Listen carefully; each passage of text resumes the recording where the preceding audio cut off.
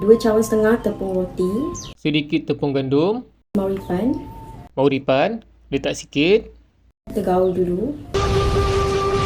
Sudu kecil garam, garam sikit, kita letak tepi.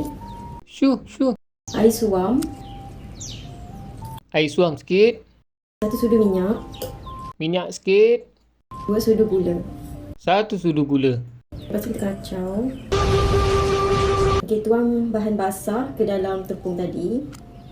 Campurkan bahan tadi. Okey, I guna bekas ni. Dalam I dah letak minyak. Saya guna mangkuk ni, lepas tu letak minyak. Okey, dough ni masukkan je.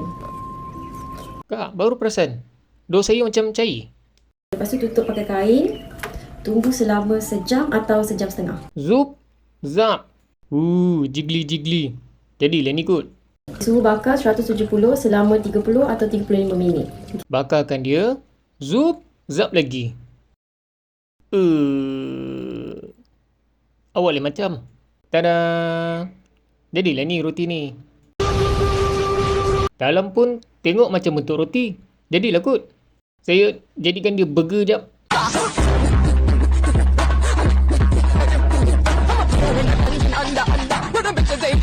Asyap burger. Nampak je macam pelik sikit. Macam dorayaki pun ada gak. Saya rasa sedap tak?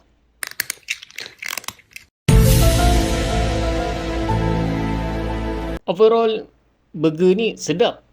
Tapi roti ni tekstur dia lain macam. Dia chewy, kenyal. Lepas tu macam ada rasa masam sikit. Ke yang saya buat ni sourdough. Tapi overall sedap. Okay guys, jumpa lagi.